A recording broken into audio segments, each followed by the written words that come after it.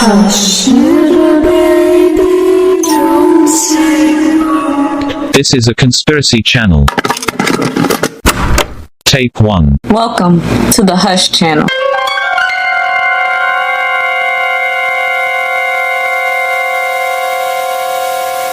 If you see something, no, you don't. If you hear something, no, you did not. And if it calls your name, no, it didn't. There are things in the woods, in the mountains, that are not human.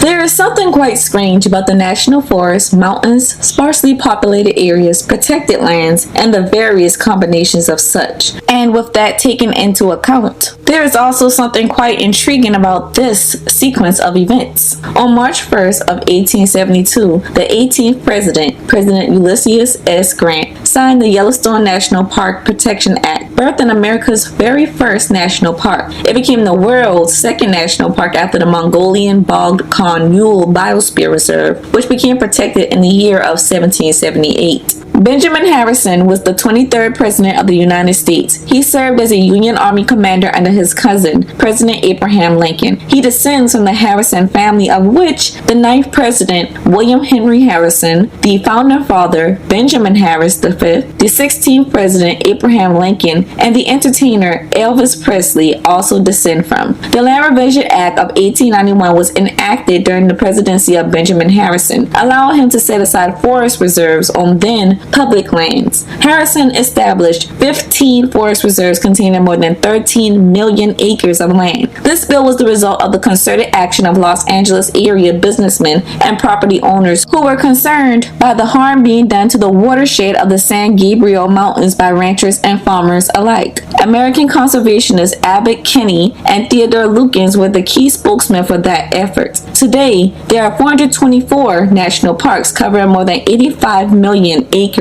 across the 50 states, D.C., and U.S. territories. In 1897, the Organic Act was passed to protect the watershed and forests while still allowing the timber industry to continue. After becoming president in 1901, Theodore Roosevelt used his authority to establish the U.S. Forest Service as a division of the U.S. Department of Agriculture, or the USDA. 150 national forests, 51 federal bird reserves, 4 national game preserves, 5 national parks, and 18 national monuments on over 230 million acres of public land. Roosevelt is remembered as a nature enthusiast. However, it was no secret that he enjoyed hunting on the contrary. William Harrison would have gotten a front row experience to what resides in the Appalachian Mountains as he and his regime traveled through the terrain during the Civil War. Not only that, but he himself commanded the 70th Indian Brigade for several battles during the Atlanta campaign. Battles such as that of Resaca, Cassville, New Hope Church, Lost Mountain, Kennesaw Mountain, Marietta, Peachtree Creek, and Atlanta itself. The same can be said for Ulysses S. Grant, who became the Union General under Abraham Lincoln during the Civil War, and before that, who served in the Mexican-American War. Now, is it possible that these men also saw something outside of human warfare during these wars? Just think about where they were trekking through during their travels to these battlefields, imposing on lands that had until then only been known to the indigenous, lands that were now covered in the blood, sweat, tears, and sorrow of these same indigenous people. But even these indigenous were very weary of certain land and territories, of which the colonizers marched right through, camped at, and trekked through. There is no way they did not see anything, hear anything. When people to this very day hike through these areas and typically come out scathed by something of the fourth kind, not only is their experience possibly otherworldly, but also the different politicians and spokespersons who advocated for these preservation acts to be passed. To many, it seems as though the government has never seemed to care about preservation of natural resources without an alternative reason to do so. Some conspiracists wonder, was Theodore Roosevelt's plea to preserve 297,000 miles of land, which would accumulate to the size of Texas and represent 8.5% of the United States territory, was this actually done because of another reason, an otherworldly reason? A contract between terrestrial and extraterrestrial, as there are lore of the indigenous telling that these entities resided on the land before even they themselves arrived, which was tens of thousands of years before European colonizers. The most mysterious phenomena occur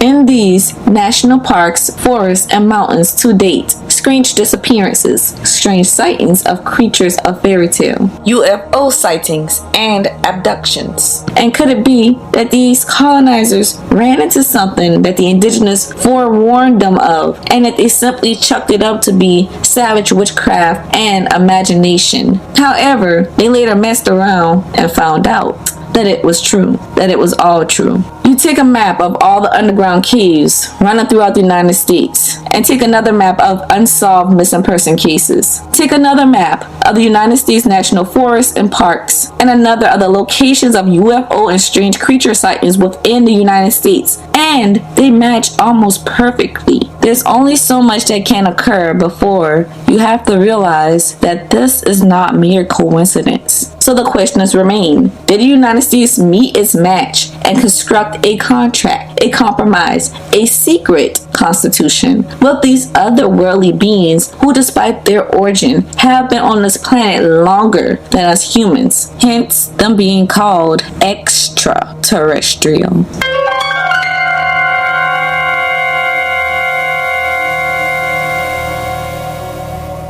In the eerie heights of our world, mountains loom, making up a quarter of our planet's surface, concealing secrets that send shivers down the spine. Ancient beliefs, eerie mythologies, and chilling tales intertwine as these majestic peaks are said to be the very thresholds where the gods commune with humans, a realm where the supernatural and the otherworldly reign, and where unsettling encounters with extraterrestrial beings are not mere fables, but bone-chilling realities. UFO abductions, whispered in hushed tones, reveal tales of individuals mysteriously vanishing, spirited away to join their celestial deities in a parallel realm. Tonight, we delve into the spine-chilling mysteries of these mountain spirits and the terrifying truths that lurk in the shadows of the peaks. There is so much about this planet we do not understand, from its depths of its oceans to the peaks of its mountains and above. This tape kicks off the Hush Podcast's As Above, So Below series, where we explore the heights and the depths of the American landscape, beginning with a trek through a specific mountain system, the Appalachian Mountains of North America.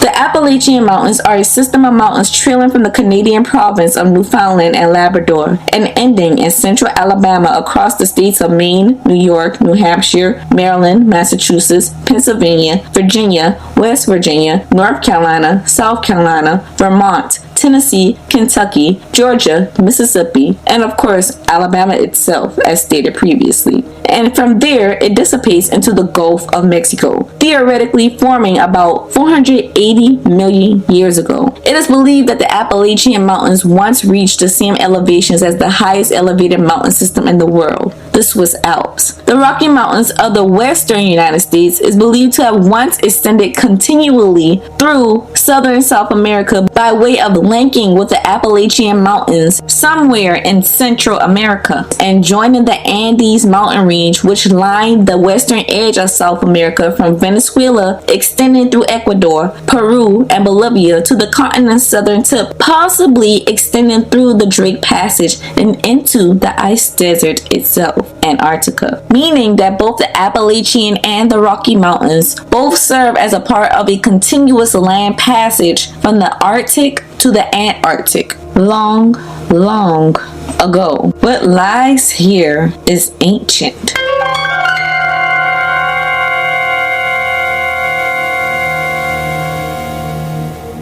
The group of emphasis tonight are the ones the Cherokee call the Nunnehi, the immortals of Cherokee tradition, who appear when and to whom they want, usually in the likeness of those they appear before. said to dwell below the surface in townhomes and mounds. There is a place called Nunnehi located in Georgia's Union County within the Chattahoochee-Oconee National Forest. It is a part of the Blue Ridge Mountains section of the Appalachian Mountains, which extends 550 miles southwest from southern Pennsylvania through Maryland, West Virginia, the Carolinas, Tennessee, and Georgia. The Blue Ridge Mountains are known for their bluish-colored haze emanating through the distance. These mountains house the Shenandoah National Park in its northern section and the Great Smoky Mountains National Park in its southern section. As for Union County itself, the Cherokee had once built villages throughout Union County, and the Nunnehi dwellings, according to them, presided amongst the county's mountainous terrain in specific places. But as for Nunnehi Lake, it was formed in 1942 by the damming of the Nunnehi River and extends 102 feet wide, with an average depth of 35 feet, maximum depth of 98 feet, and extends 20 miles wide upstream to the small town of Blairsville, Georgia, which is currently populated by 616 humans. Its neighboring town of Appalachia was known as the first site of gold in the United States. However, it is Blairsville that was known to have the purest gold in the mountains of northern Georgia, the yellowest gold of the Coosa mines. During the 1830s, the United States conducted the Indian Removal Act of the Cherokee Nation and other southeastern tribes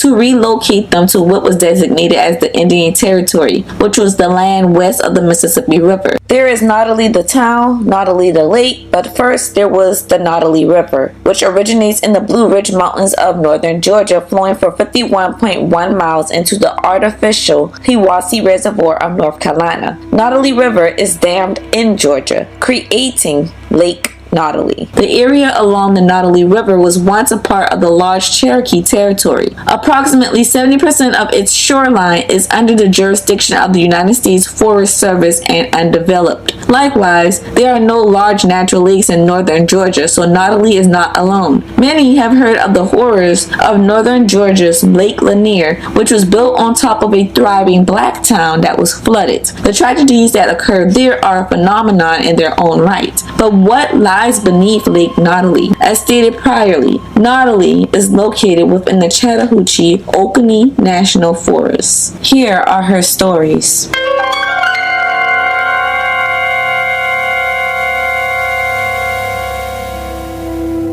As legend goes, according to History, Myths, and Secret Formulas of the Cherokee by James Mooney, there was a man in Nunnehi town who had once been with the Nunnehi when he was a boy. A truthful yet hard-headed man. He was between the ages of 10 and 12 years old when he was out playing near the river, shooting at a mark with a bow and arrows until he became tired. He began to build a fish trap in the water, and while he was piling up the stones in 2 long walls, a man came and stood on the bank and asked him what he was doing. He told the man, and the stranger told him that what he was doing was hard work and that he should come up the river to rest a while. Initially, the boy hesitated and declined, telling the stranger that he was going home to dinner soon. The stranger insisted that the boy follow him to his home and that it would be there instead where he would receive a good dinner, and in the morning the boy could return home. After mulling it over, the boy ended up going with the stranger up the river, where they came upon a house just like the stranger had said. They went inside, and the boy met the man's wife and other people who had gathered for dinner there. They welcomed him, and the stranger and his family provided the young boy with a very fine dinner, and they were very kind to him. While eating, the boy saw a man he knew very well named Udisco. This man came in and spoke to the young boy, which only made him feel more at home and comfortable. After dinner, the boy played with the other children there. He fell asleep, and in the morning after breakfast, the man got ready to take him home, just as promised. They went down a path that had a cornfield on one side and a peach orchard fenced in on the other side. And then they came upon another trail where the man stopped and instructed the boy to follow the trail across the ridge until he happened upon the river road that would lead him directly to his home. The man turned and went back in the direction of his home, and the boy did as instructed. However, upon looking back after a ways away, the boy noticed the area the man had walked him into with the cornfield, the orchard, the fence, and the house. It was all gone. There was absolutely nothing there except trees on the mountainside. It was quite odd, but it did not leave the child frightened. He proceeded on until he reached his home, where the people of his tribe were gathered around talking, and when they saw him, they were quite surprised, telling of how they had been searching for him since the day before, and they were steady asking him where he had went. He told them, and then saw the familiar man from his village that appeared and talked to him at the stranger's home. He commented that he thought that this man would have told the rest of the tribe where he had been, but the man, Udisco, replied that he had not seen the boy and was in fact out with the others searching for him since the day prior. The boy's mother was now confused. She knew of no house in place of where the boy told of. There were only trees and rocks there, but his mom did mention that sometimes she would hear drums in that area, and from this she came to the conclusion and told her son that the people that he saw must have been the Nunnehi.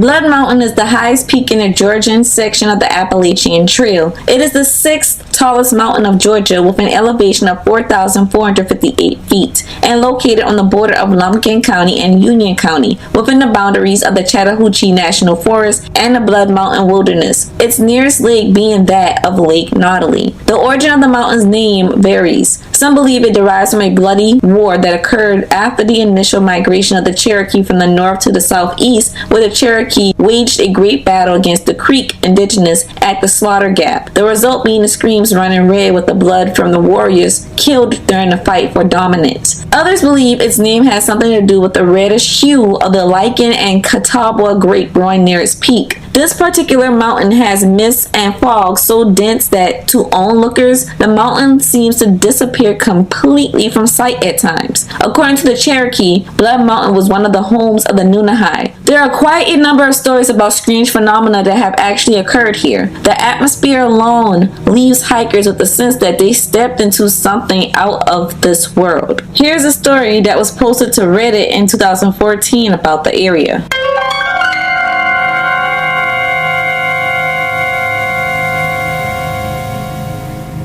Me and a group of friends, 4 of us total, went to hike on Blood Mountain, a sacred mountain for the Cherokee from my understanding. The hike starts off very nice. It starts getting foggy, which we think is pretty awesome looking in the woods. Everything's going fine until I go onto this path that looks freshly made. I walk down it maybe 8 feet, and I see a single hoof print embedded really deep in the dirt. It looks pretty fresh. My immediate thought is boars, which we weren't prepared to deal with. So we go back and head on. I think about it now, and it seems that it was too big to be a boar, but I didn't know anything about how big they could get. About 30 or so minutes later, we start hearing stuff walking behind us, rustling in the woods, and at one point we hear this soft roar. It sounded really strange, and quite frankly, I have never heard anything like it. At this point, we're getting nervous, but we still continue. Eventually, we come upon a side trail that's marked for shelter. I'm curious, so I go to check it out. It's longer than I would like, but I keep going. About 2 minutes down the trail, I hear a huge rustle next to me. Naturally, I get the hell out of there, running back to my group. I explain what I heard to them, and they think it might be a bear. Nothing supernatural or strange comes to our mind. We continue on to the top without any problems, except for some really strange smells and the fog thickening. It is on the way down that we have the real experience, however. The fog is getting extremely thick now. The visibility is probably 7 feet ahead at its lowest point, and about 5 feet ahead at its highest point towards the end of the hike. We start back the way we came from the peak, and I see something duck behind a tree. It was in my visibility, so it was not the fog playing tricks on me. The best way I can describe it was definitely humanoid, about a little over half my height. It was black and light gray and half fur. I did not get a good look at its face. I looked behind the tree and nothing was there. We keep going and the fog gets thicker. As we continue, we start hearing noises behind us really often. The most concerning moment was the fact that we could not hear any natural noises. The rain was still falling, but there was no sound. There were no birds chirping, no wind. The only sound we could hear was just us. I should explain that we had difficulty coming down the rest of the hike since one of our hikers was having trouble with his ankle, causing us to rest quite often. It was during one of these rests I went off to take a piss. I'm slightly in the woods, but not completely because I am too freaked out to venture away from the group or go off the trail. I hear this heavy breath in my ear. I gasped and turned around. Nothing was there. We continued on, and 20 minutes later we started hearing the rain and natural noises again like normal. Nothing besides the noises continue until we get off the trail up the mountain and onto a trail off the mountain. We are resting on some rocks talking about the stuff we saw when 6 bursts of roars came from in front of us and behind us. It was the same sound as before, and there was no break in between them. It finished with a sound I cannot really try to explain. It was like a mixture between the roar and a snort, and it was right next to me. I shouted, grabbed my knife, and turned, and of course, nothing was there. It was at this point the troubles with the hiker's ankle was so bad we had to split up into 2 groups of 2 and grab the car and wait for them at the trailhead. Me and another hiker go off to get the car, eventually finding the road. We find the 2 of them, and one of them says they saw an old man in what he says are scout uniforms. I assume he meant Boy Scouts. He said he was in a green and brown button-down shirt and khaki pants, just standing there between 2 trees, stepped right, and disappeared. We get out of the area and the fog immediately lifts. We all agree we were being followed, but by what is the question? Some of us think of skinwalkers, but I believe those are Navajo. Goatmen are an option being considered, especially with the lack of natural noises. Listeners, do I dare say that it was probably the Nunnehi.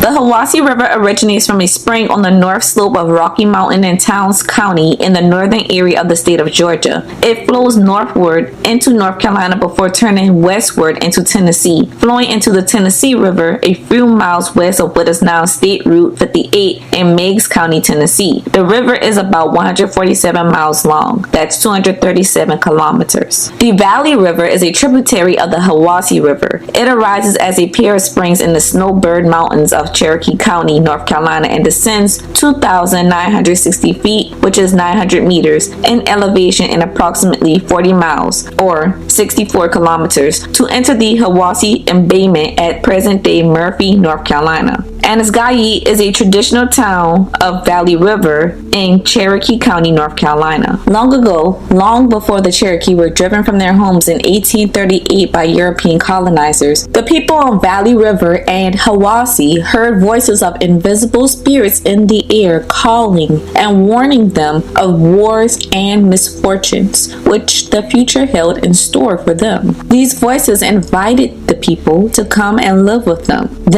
being the Nunnehi, the immortals, inviting them into their homes under the mountains and beneath the bodies of waters. For days, the voices hung in the air, and the people listened until they heard the spirits say, "If you would like to live with us, gather everyone in your townhouses and fast there for 7 days, and no one must raise a shout or a war whoop in all that time. Do this, and we shall come and you will see us, and we shall take you to live with us." The people were afraid of the evils that were to come, and they knew that the immortals of the mountains and the waters were happy forever. So they counseled in their townhomes and decided to go with the Nunnehi. Those of the Annisgahye town came all together into their townhome and prayed and fasted for 6 days. On the 7th day, there was a sound from the distant mountains, and it came nearer and nearer and grew louder and louder until a roar of thunder was all about the townhome, and they felt the ground shake beneath them. Now they were frightened, and despite the warning, some of the people screamed out. The Nunnehi, in reaction, who had already lifted up the townhouse with his mound to carry it away, were startled by the cry and let a part of the townhome fall to the earth, resulting in the mound that we see today today called Setsi. The Nunnehi steadied themselves again and began to board the rest of the townhome with all the people in it to the top of Nunnehi Lone Peak near the head of Shiowa, where we can still see it. However, it has since long ago changed to solid rock. Shooting Creek is a township and one of the 6 townships of Clay County, North Carolina, United States, and is the easternmost of the 6. The other 5 townships are Brasstown, Hayesville, Sweetwater, Hiawassee, and Tusquety. Shooting Creek Bald is a summit or a point on the surface that is higher in elevation than all the points immediately adjacent to it. This specific summit is located in the state of Georgia. Its elevation is 4,318 feet or 1,316 meters. This bald was named after Shooting Creek in North Carolina. In the Appalachian Mountains of the eastern United States, balds, B-A-L-D-S, are mountain summits or crests covered primarily by thick vegetation of native grasses or shrubs occurring in areas where heavy forest growth would be expected. Balds are found primarily in the southern Appalachians, where even at the highest elevations, the climate is too warm to support an alpine zone, areas where trees fail to grow due to short or non-existent growing seasons. The difference between an alpine summit, such as Mount Washington in New Hampshire, and a bald, such as Gregory Bald in the Great Smoky Mountains, is that a lack of trees is normal for the colder climate of the former, but abnormal for the warmer climate of the latter. One example of southern bald's abnormality can be found at Roan Mountain on the North Carolina and Tennessee border, where the Roan High Knob is coated with a dense stand of spruce fir forest, whereas an adjacent summit, the Round Bald, is almost entirely devoid of trees. Why some summits are bald and some are not is a mystery. Perhaps these are the areas of high traffic for the Nunnehi and the indigenous they took with them, who are now invisible and immortal, just like the Nunnehi themselves. The people of another town along the Hiawassee River, at a place of which we now call Dustaliani, where Shooting Creek comes in, also prayed and fasted. And at the end of 7 days, the Nunnehi came and took them away down underneath the water. They are there now, and on a warm summer day, when the wind ripples the surface, those who listen well can hear them talking below. The fish drag always stops and catches there, at the spot where the Nunnehi took the townhouse down. Although the water is deep, the people know it is being held by their lost kinsmen who do not want to be forgotten. You see, when the Cherokee were forcibly removed to the west of the United States, one of the greatest regrets of those along the Hiawassee and Valley rivers were that they were compelled to leave behind forever their relatives who had gone with the Nunnehi. Along the Tennessee River near Kingston, just 18 miles below Loudon, Tennessee, is a place which the Cherokee called Goosty, where there once was a settlement long ago. But one night, while the people were gathered in the townhouse for a dance, the bank caved in and carried them all down into the river. Today, boatmen passing the spot in their canoes see the round dome of the townhouse, now turned to stone, in the water below them, and sometimes hear the sound of the drum and dance coming up. They never fail to throw food into the water in return for being allowed to cross safely. These stories come from Myths of the Cherokee by James Mooney.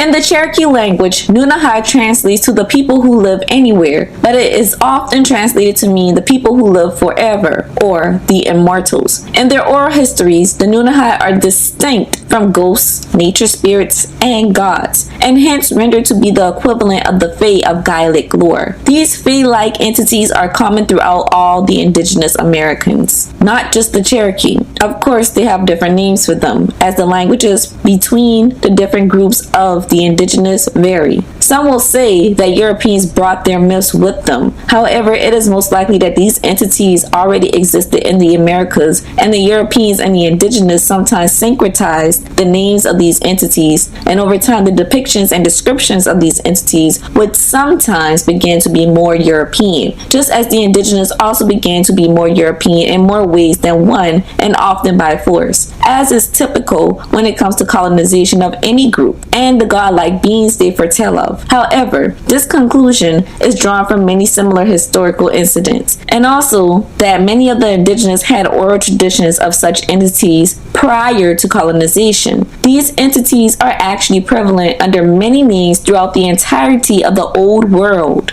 The Nunnehi were said to dwell below the surface in townhome places throughout the southern Appalachian mountains, appearing before humans when they wanted to be seen, and appearing in the likeness of the indigenous they appeared before, even partaking and enjoying the same festivities as the indigenous. Those who are fond of fae lore may call it glamour, which is magic used to hide the true forms of entities. Like the mortals whose dreams they personify, the Nunnehi share a reverence for an understanding of the natural world of rocks, plants, and animals. In some ways, they serve as a spirit link and intermediaries between nature and their groups of people they bestow favor upon and towards. They were said to often aid and guide lost hunters, those in distress, and the indigenous, often providing a place for rest and recuperation or aiding in battle or serving as protective forces. The Nunnehi were said to choose the Appalachian Mountains as their home due to their fondness of high mountain peaks that were more clear of wooded grounds.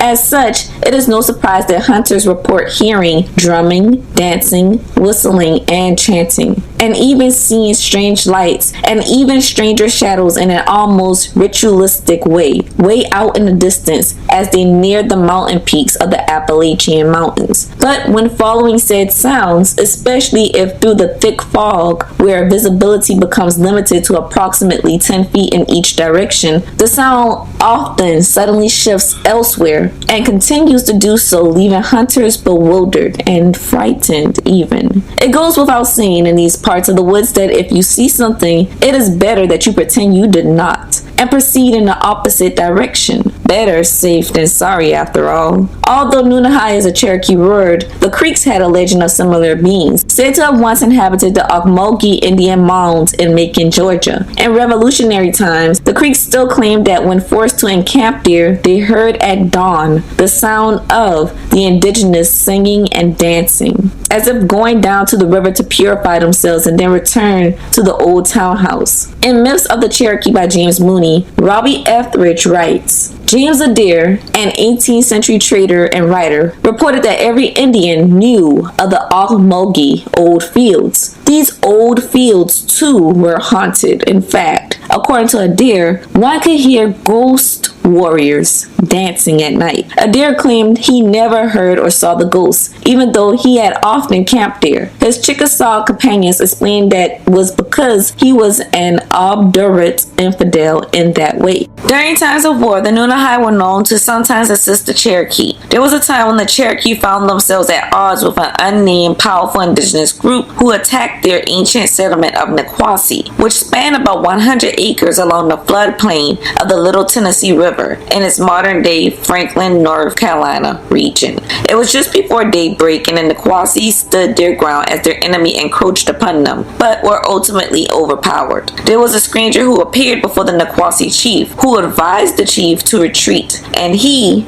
being the stranger, would handle the enemy for them. The Niquosi chief followed instruction, believing that the stranger was a chief from a nearby tribe, and that the stranger and his people would fight the battle of the Niquosi. While this reigned true, the Niquosi were not expecting the stranger to part the earth, opening up the mound while hundreds of Nunnehi warriors flooded out onto the battlefield, let alone the events that followed when these Nunnehi warriors suddenly disappeared. They did not vanish, they went invisible, while they slaughtered the majority of the enemy's forces with the exception of warriors who had surrendered and begged to be spared. The Nunnehi had deduced that the invading tribe were in the wrong for attacking the peaceful Niquosi, and thus stated so as their reason for aiding the Niquosi. The Nunnehi would once again aid the Niquosi during the American Civil War after the Niquosi territory became known as Franklin, North Carolina. There was a group of Union soldiers scouting Franklin with the intention of burning it down to the the ground. These scouts soon saw that the area was very heavily guarded from all angles by soldiers. There would be no type of way that they would be able to have the element of surprise nor the advantage if they just decided to go all in on a raid. The soldiers guarded this town like a fortress. Upon seeing this, these Union soldiers reported back to command and decided to disregard their plan, which was to destroy the town and just continue south towards Atlanta, Georgia, where they proceeded to burn every single town in between. Unknown to these Union soldiers, the town of Franklin was actually defenseless. Every able-bodied person had already left to go fight in the war. The soldiers the Union scouts had seen were Nunnehi warriors. The Nunnehi are generally quite hospitable towards mortals, especially those who are in trouble. There are a number of stories of Nunnehi helping lost travelers and returning them safely to their homes. In 1838, it was said that the Nunnehi invited members of the Cherokee Nation to retreat to their domain at Pilot Knob, North Carolina, and thus escape forcible deportation to Oklahoma. Other Nunnehi are said to have migrated to Oklahoma as a sort of vanguard for humans forced to walk the Trail of Tears.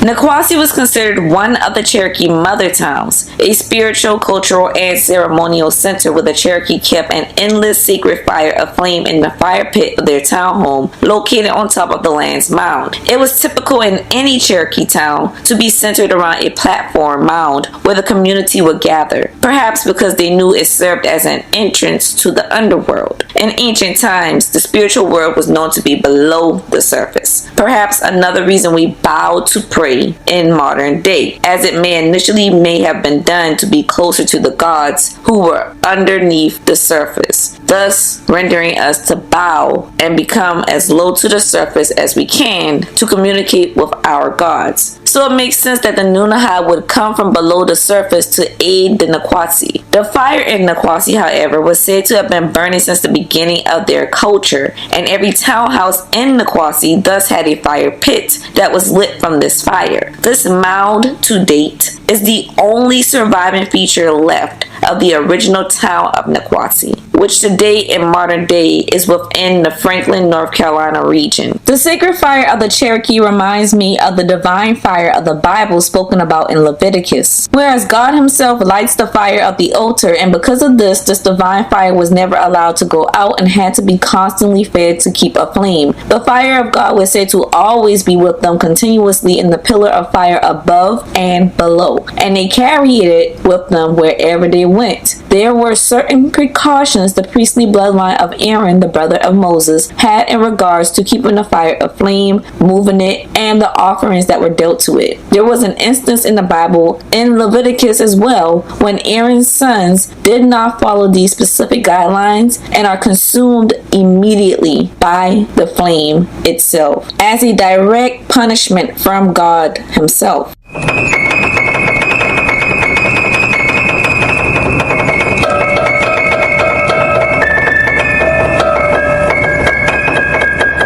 And the Lord spake unto Moses, saying, If a soul sin, and commit a trespass against the Lord, and lie unto his neighbor in that which was delivered him to keep, or in fellowship, or in a thing taken away by violence, or hath deceived his neighbor, or have found that which was lost, and lieth concerning it, and sweareth falsely, in any of all these that a man doth, sinning therein, then it shall be, because he hath sinned, and is guilty, that he shall restore that which he took violently away, or the thing which he hath deceitfully gotten, or that which was delivered him to keep, or the lost thing which he found, or all that about which he hath sworn falsely. He shall even restore it in the principal, and shall add the fifth part more thereto, and give it unto him to whom it appertaineth, in the day of his trespass offering. And he shall bring his trespass offering unto the Lord, a ram without blemish out of the flock, with thy estimation, for a trespass offering, unto the priest. And the priest shall make an atonement for him before the Lord, and it shall be forgiven him for anything of all that he hath done in trespassing therein. And the Lord spake unto Moses, saying, Command Aaron and his sons, saying, This is the law of the burnt offering. It is the burnt offering, because of the burning upon the altar all night unto the morning, and the fire of the altar shall be burning in it. And the priest shall put on his linen garment, and his linen breeches shall he put upon his flesh, and take up the ashes which the fire hath consumed with the burnt offering on the altar, and he shall put them beside the altar. And he shall put off his garments, and put on other garments, and carry forth the ashes without the camp unto a clean place. And the fire upon the altar shall be burning in it, it shall not be put out, and the priest shall burn wood on it every morning, and lay the burnt offering in order upon it, and he shall burn thereon the fat of the peace offerings. The fire shall ever be burning upon the altar, it shall never go out. And this is the law of the meat offering, the sons of Aaron shall offer it before the Lord, before the altar. The Book of Leviticus, chapter 6, verses 1 through 14. King James Version.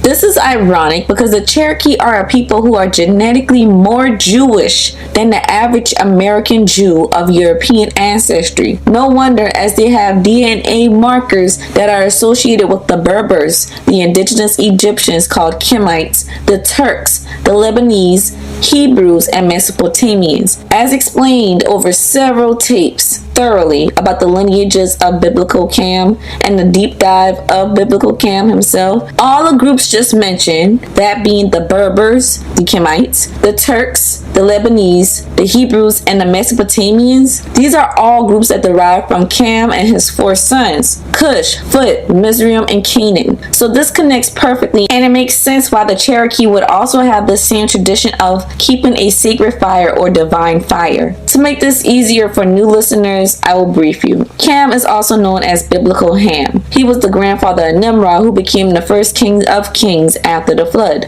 Nimrod went on to establish Sumeria, which is also referred to as Shinar in the Bible. This historical event is even mentioned in the beginning of Genesis, where King Nimrod leads all of Noah's generations to Shinar after the flood. Even to date, Sumeria is known as the first cradle of civilization after the flood, and an advanced civilization at that. This was spearheaded by Nimrod. Sumeria was the beginning of the establishment of Mesopotamia. Unfortunately, the Bible does not place much emphasis on the importance of Nimrod due to his lack of following the biblical Yahweh and instead adhering to the old religion prior to the flood. This lack of information has caused so much confusion in regards to lost history, origin, and myths. It's like missing the beginning of a movie, which renders the rest of the plot meaningless. It is a shame that such a significant figure in history is not given the recognition he deserves. However, it is Sumeria which became known as Babylon after the flood. From Babylon came the confusion of tongues, which forced everybody to disperse and migrate, so Babel becomes the cradle of civilization of which a diaspora occurs. Cam's direct descendants are the indigenous Africans, including the original Egyptians who are called the Kemites, but he is also the forefather of others, a few being people such as the Turks, the Lebanese, the Hebrews, East Asians, and of course Mesopotamians. Let's talk about 2 of his many lineages. Princess Azarad is the great-granddaughter of Cam. She is the daughter of Nimrod. Eber is the great-grandson of Shem. Princess Azarad marries Eber from Shem's lineage, intertwining the Hebrew lineage to the Kemites of Cam's lineage forever, as it is from Eber whose name the term Hebrew originates, and it is he who is deemed the father of the Hebrews. Eber and Azarad birthed Peleg, whose descendants scribe the rest of the Old Testament. Eber and Azarad also give birth to Yoktan,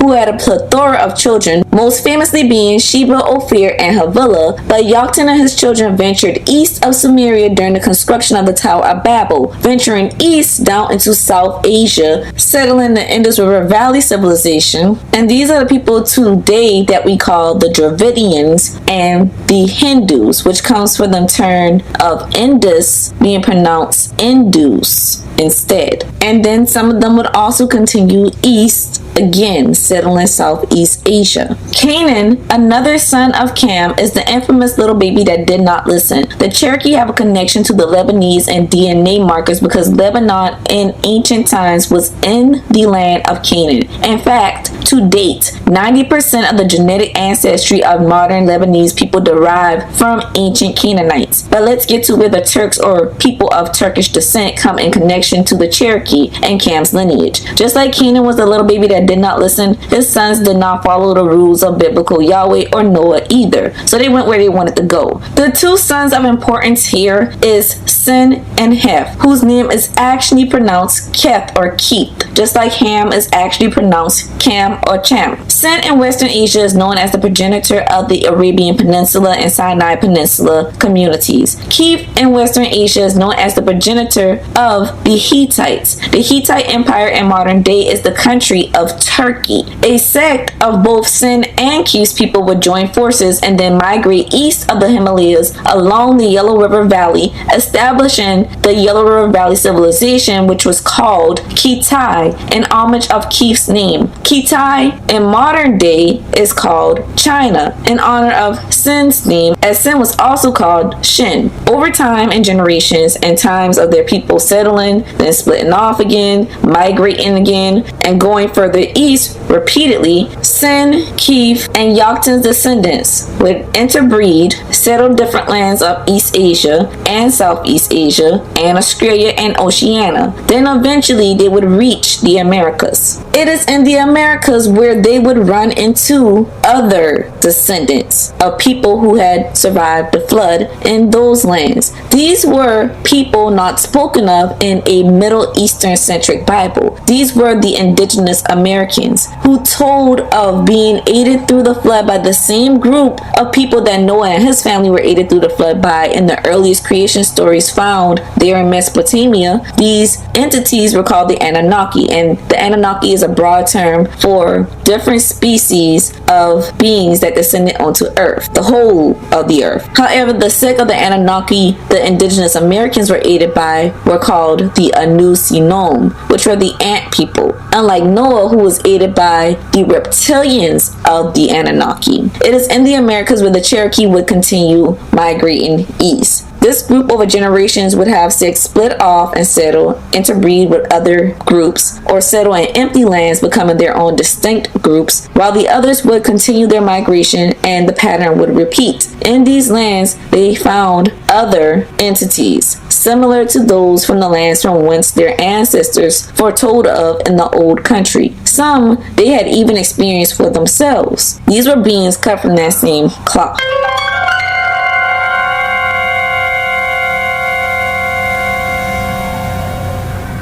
The Gauls had the Tuatha De Danann, who are also called the Fae, who compromised with the Gauls after warring against the Gauls after their migration to Ireland from the coastal lands of the Mediterranean Sea. The Tuatha De Danann compromised with the Gauls to split the territory of Scotland, Ireland, and the British Isles into two. The Gauls were to dwell on the land above the surface, and the Tuatha De Danann were to retreat through the burial mounds of Bruna Boyne to the kingdom below the surface, the underworld. The Dogon of Mali in Western Africa have the Nomo, who are said to descend from the heavens, and what the Dogon back then described to be what is now called a spaceship. These beings then retreated to the depths of the nearby waters and would interchangeably go between land and water, as they were said to require a watery environment to sustain themselves in, despite being able to exist on land. These beings were depicted as merfolk or reptilians, and are the reason the Dogon had astronomical knowledge far out of human eyesight, centuries before modern technology was able to do so. Across the thousands of different ethnic groups in Africa are the Njuzu. The Njuzu are deities said to possess the different bodies of waters throughout the continent. These are merfolk, reptilians. Every now and again, the Njuzu abduct humans and take them through trials. Those few who survive become their apprentice, and these human apprentices become known as Nangas. If these Nangas are successful, they are allowed to return from the body of water from which the Njuzu abducted them and serve as witch doctors to their people. While some believe witch doctors and anything perceived as magic is demonic, in the Apocryphal Book of Jubilees, it is Satan and his demons who God commanded to share all the medicines and cures cures of every ailment humans can be afflicted with. And you know who Satan is in Mesopotamia. Enki, a reptilian who was not as evil as the Abrahamic religions depict him. In Eastern Asia, east of the Himalayas, where the culture shifts from Arabic and Abrahamic religions to serpent-revered polytheism and other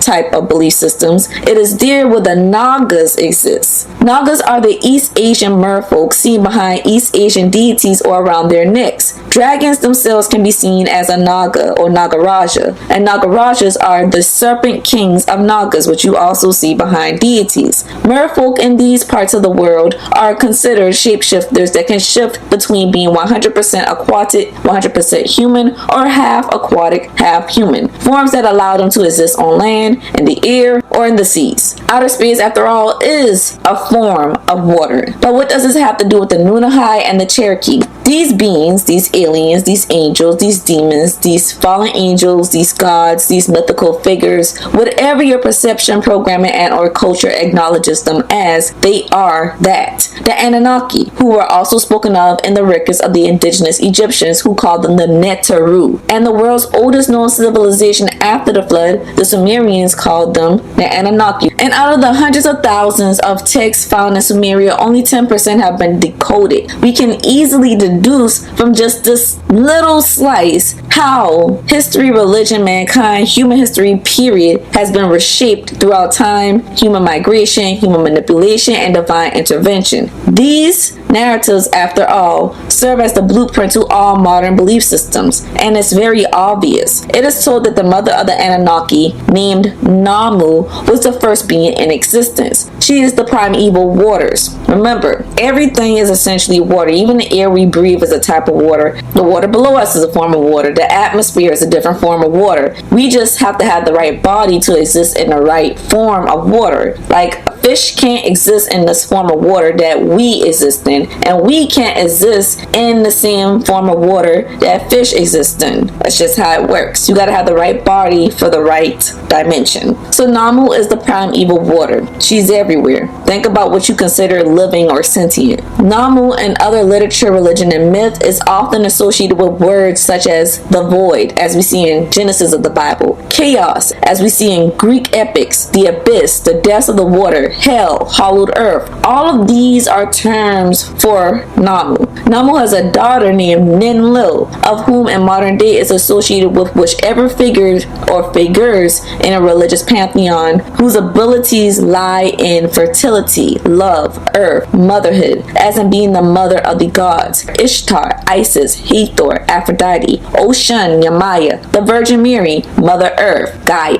Many nights ago, during the prior reading of The Secrets of All Ages, the presence of Nun, N-U-N, and similar likely older prefixes used in the name of ancient water entities are prefixes that mean fish, as the Anunnaki name itself encases the N-U-N within its spelling. There is also Nun, the beginning of every creation text of indigenous Egypt, the concept that before the beginning of things there was a liquidy, primeval abyss everywhere, endless, without form, boundary, or direction, a watery chaos, a cosmic ocean. Waters that thousands of years after the Egyptian pyramid texts were biblically parted in God's creation of the earth before mankind. The ocean above us, the oceans below us, of which in modern day is religiously deemed heaven and hell. Ninlil's other binames throughout the different regions of Mesopotamia were Nintu, Ninma, Ninhersag, Mama, Mami, Balet Ali, Ninmena, Ki, Damgal Nuna. A lot of the Mesopotamian deities in fact had names that contain the N-U-N spelling or a variation of it within their name, especially when we're referring to the reptilian species of the Anunnaki, as outer space, or what is religiously called the heavens,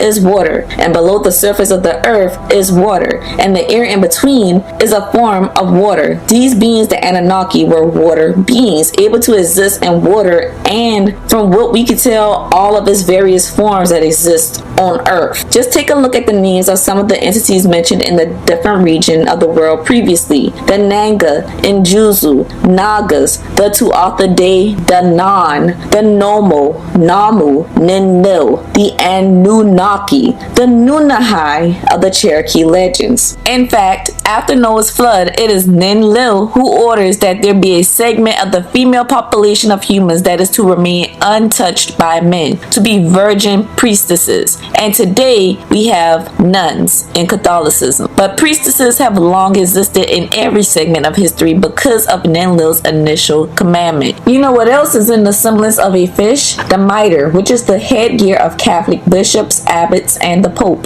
The Black Madonna is an image that derives from ancient Kemetic deities Hathor and her son and lover Horus, the Kemetic version of Nunnehi and her consort Enki. From the Mesopotamian Anunnaki, the image of the Black Madonna is to whom the Pope himself bows his head to. This is not a coincidence.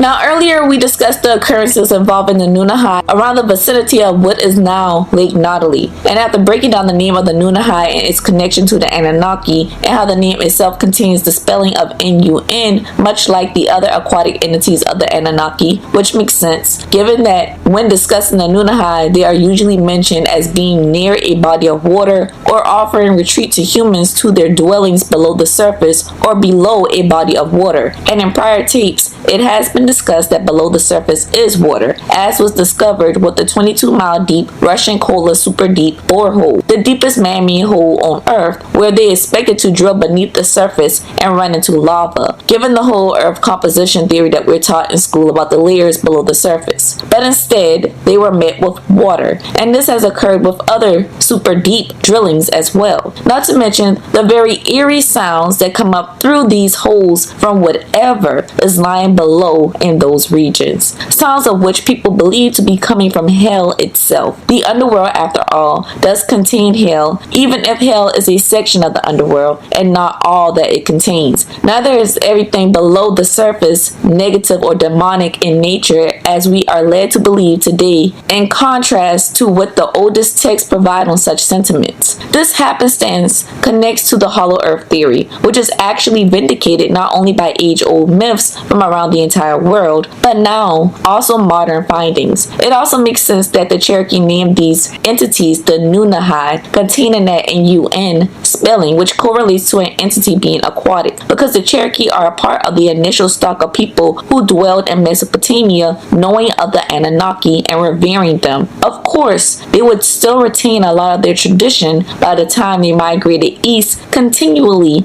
until reaching the Americas and navigating their way to the east coast of the United States, specifically the southeast. As for Lake Nunnehi, think about the fact that North Georgia has more than 40 lakes and not one is natural. It is possible the government filled these lakes for more than just water and electric companies, but to appease such entities as the Nunnehi and others yet to be discussed. As the Dogon of Mali stated, these entities require a watery environment to sustain themselves, despite being able to exist on the surface. Their homes are beneath the surface, which is the waters beneath the surface. The lakes of northern Georgia are often believed to be haunted, and it could be from a mix of things. One being the spirits of the indigenous being unhappy about the unnatural lakes, and also the treachery that occurred on these lands when colonizers came over from Europe. Another being the ancient entities that dwell within these lands, just not happy at all with what's happened with modern society and technology, and the unbalance and chaos it has created in these lands. As benevolent or malevolent as these entities may have been, the indigenous understood them and respected them. The colonizers and those who live on these lands today have not that same respect nor understanding and do as they please. Here is a reading from Lisa M. Russell's Underwater Ghost Town, the Nunnehi chapter, which says the following.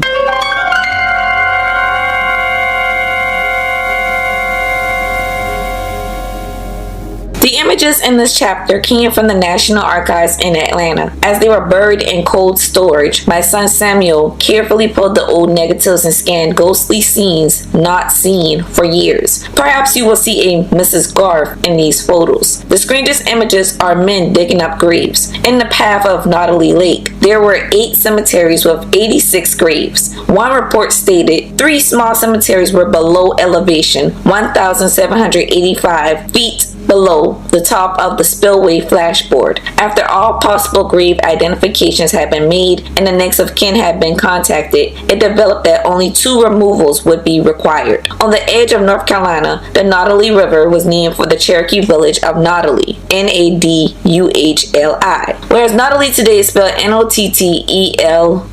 The village along the river was named for Daring Horseman. The heavily wooded area of mountains and valleys surrounding the upper Nunnehi River was eyed by power companies in the 1930s. The Tennessee Valley Authority, or TVA, is the largest public power company in the United States. TVA also carefully manages the nation's 5th largest river to reduce flood damage, make rivers easier to travel, provide recreation, protect aquatic life, and keep the water clean. The TVA, shortly after its creation, looked to Nunnehi for flood control in Chattanooga, Tennessee. The dam was not authorized for electricity production, but that would soon change. Construction began in 1941. Then World War II created an emergency demand for electricity to power the aluminum plants in East Tennessee. Nunnehi Dam was authorized because it could push water downstream to the power-producing Hiwassee Dam. Writer Tom Bennett researched the war connection and made this conclusion. Until the threat of a world war loomed on the horizon, the 1936 Hiwassee Dam's turbines turned with the clear purpose of achieving TVA's lofty goals of that first decade. These were to provide jobs and turn on the lights, generating electricity to improve the lives of the people while also preventing flooding downstream. However, I came to believe this isn't true for the 1941-43 Nunnehi, Cherokee, and Appalachia dams. The actual records of the engineers themselves describe how those 3 were built in a hurry to store more water for Hiwassee Dam. Nunnehi and Cherokee took only about 8 months. Appalachia, which is cement concrete like Hiwassee, took longer. Together, these dams joined a giant system making power to help the US defeat the Axis powers of Germany, Japan and Italy in the World War then starting up in Europe. Soon it would be formally entered by the US, after the attack on Pearl Harbor on Deck 7, 1941. Specifically, TVA power helped make warplanes, conventional munitions and the atomic bomb. So the TVA bought 8,000 acres, relocated 91 families, and redesigned 21 miles of roads. Workmen built a simple dam. They formed the dam by building a rock and stone crib and filling the middle with earth and fill. The project was completed quickly. The gates were closed in January of 1942. A Google Maps search near Lake Nunnehi reveals communities, churches, and references to historical schools. The TVA documented 2 historical schools moved during relocation. Images frozen in time show the old Providence and Confidence schools and the new ones being built. Images found in the National Archives are rare and were taken in the fall of 1941. Rumor has it that if you have scuba gear, you can find the remains of a town that was flooded when the TVA created Lake Nunnehi. Like most of the lakes of North Georgia, nothing remains under the water except old fishing line and trash. During the lake's low point from October to April, you can hike along the shore and find interesting artifacts. Be careful, as all lakes are protected from relic hunters, and steep fines will be assessed. Also, like most of the North Georgia lakes, the land was originally Cherokee or Creek. It is not a far stretch to assume there were Cherokee villages along the Nunnehi River, which was forded for the dam. Lake Nunnehi is undeveloped and protected by the United States Forest Service. Some 70% of Nunnehi's shoreline protects almost half of Union County from development. It is just a few miles north of Blairsville, Georgia. The lake has cliffs for swimmers to jump and plunge into the cool mountain lake.